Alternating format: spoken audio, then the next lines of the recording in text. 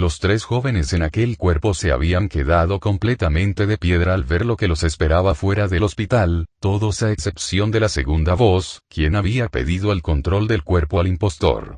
Esta propuesta no tardó en recibir una respuesta de parte del impostor en forma de pensamiento.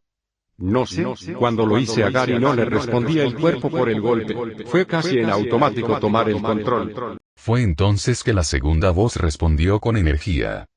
Repitamos la situación, date un golpe fuerte, quizá así pueda tomar el mando. Tras esta respuesta el impostor comenzó a idear otra manera de entrar en ese estado sin la necesidad de golpearse, pero antes de que expresara su plan, la voz del Dr. Mike sonó por todo el lugar. Era obvio que te dejamos escapar del hospital, aún y así, la verdad me sorprendiste, o mejor dicho, me sorprendieron. La voz del doctor sonaba de todas direcciones, al parecer hablaba desde una especie de parlante, o por lo menos fue lo que las tres personas en el cuerpo de Gary pudieron escuchar. El impostor, viendo que necesitaba algo de tiempo, decidió intentar conversar con Mike. Así que tú ya sabías de todo esto, ¿eh? Como el impostor esperó, el doctor no tardó mucho en responder. Por lo visto un chico inteligente, seguramente Axel, ¿o me equivoco? Mencionar aquel nombre hizo que Gary se quedara en blanco por unos segundos, constantemente el joven de la cicatriz se preguntaba cómo era posible que fuera Axel, o peor aún, si de verdad se trataba de él. ¿Qué comes que adivinas? Respondió el supuesto Axel, quien movía sus ojos a todas direcciones de forma sutil buscando una forma de escapar. Escucha, pensó el impostor, para tras unos segundos continuar sus pensamientos.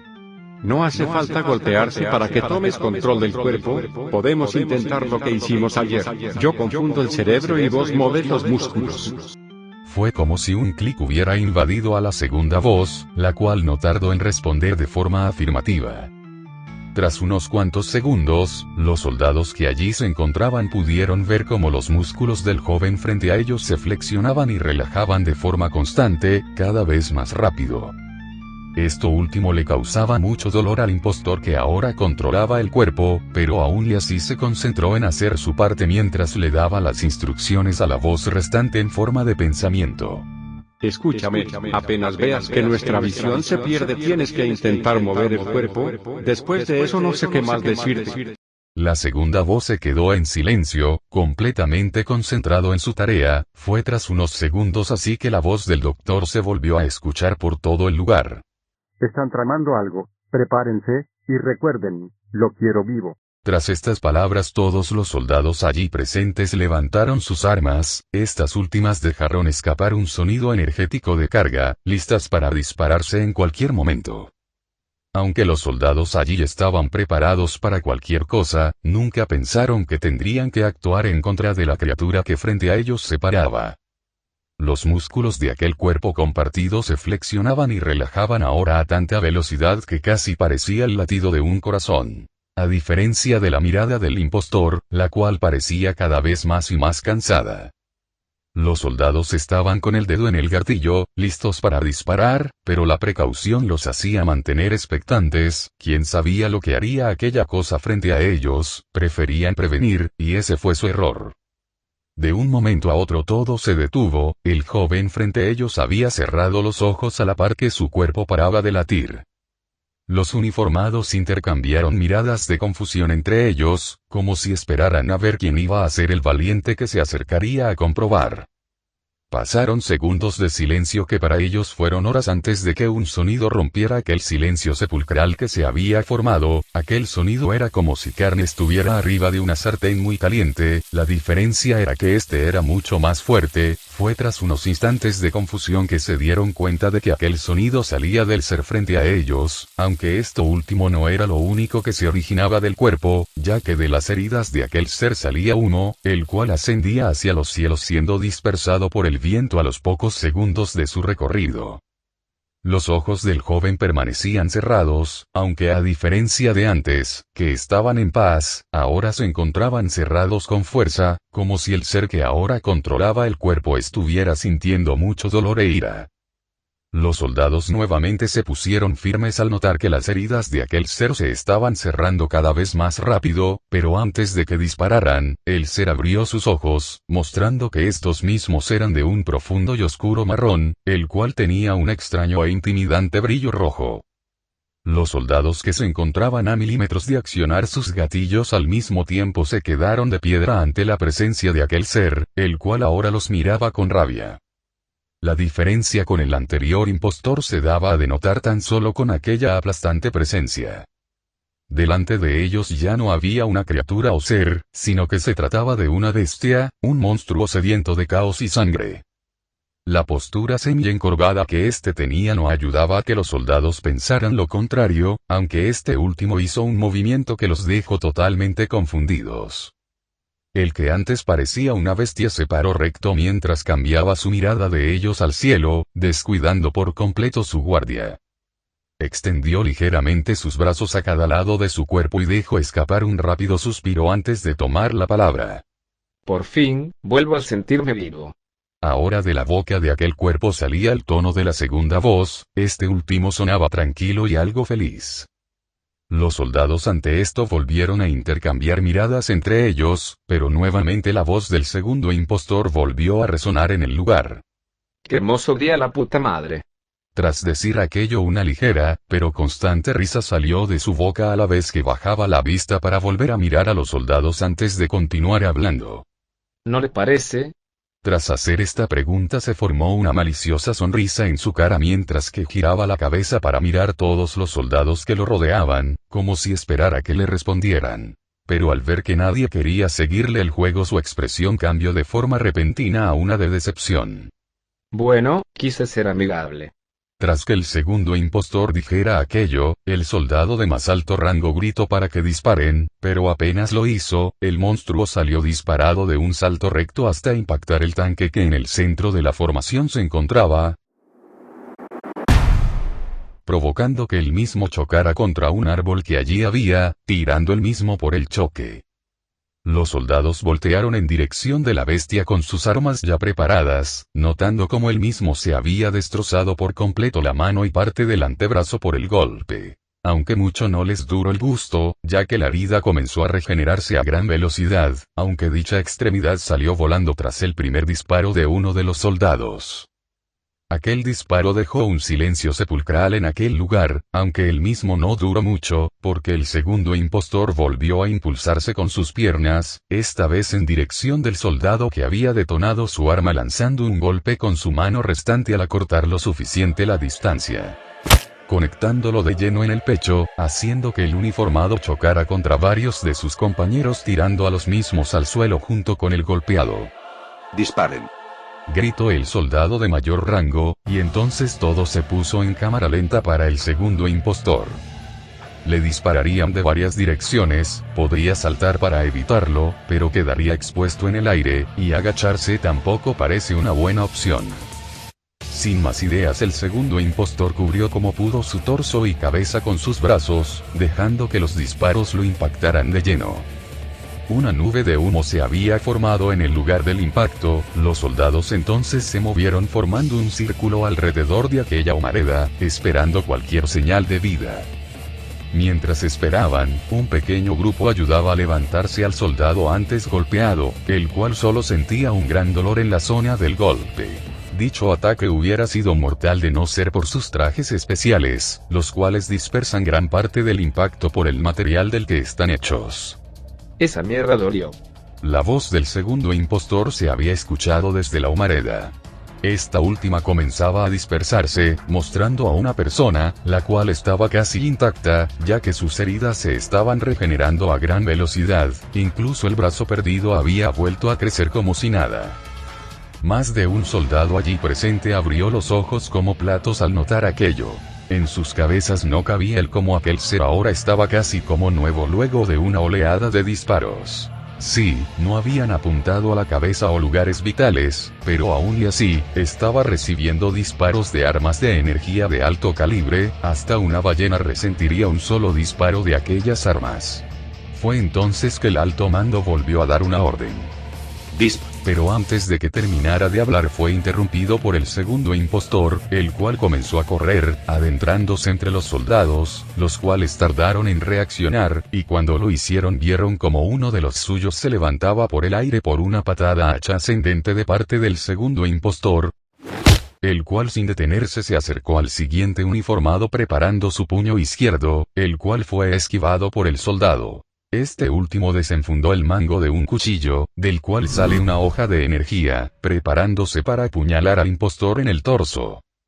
Sorpresivamente, el impostor dio un paso al lado mientras giraba sobre su propio eje, dejando que el cuchillo rozara levemente su espalda, para terminar conectando un tremendo gancho en la cara del soldado, el cual cayó como muñeco de trapo al piso.